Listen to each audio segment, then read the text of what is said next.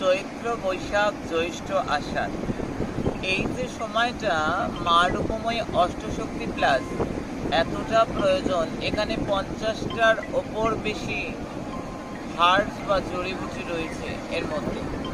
এটা গাওয়া ঘির মধ্যে একেবারে এটা মর্জিত করা। এটা কি করে, ইমিউনিটি সিস্টেমটাকে ভালোভাবে বুস্ট আপ করে দেয়, ইমিউনিটি পাওয়ারটা বাড়িয়ে দেয়, রোগ প্রতিরোধক ক্ষমতাটা বাড়িয়ে দেয়। সবচেয়ে বড় কথা, হাড়কে ভালো রাখে, হার্ট হেলথকে ভালো রাখে।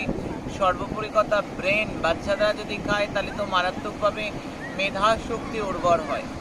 তাই জন্য মা রূপময়ী অষ্টশক্তি প্লাস আজকে প্রত্যেকের ঘরে ঘরে এটা এতটা ভালো কাজ করে, যারা সেবন করে জানে। আর বিশেষ করে সিজন অনুযায়ী এগুলো নির্মাণ করা, কারণ এরপর আবার বর্ষায় তার মধ্যে আলাদা আলাদা, কারণ আমাদের যেমন যে আদেশ মহারানী যে ঠিক তেমনভাবে নির্মাণ করা।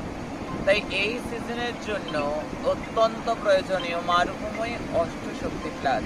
কোনো টাকা কোনো পয়সা লাগে না, তবে আয়োজন এনে দিতে হয়, বারবার বলবো।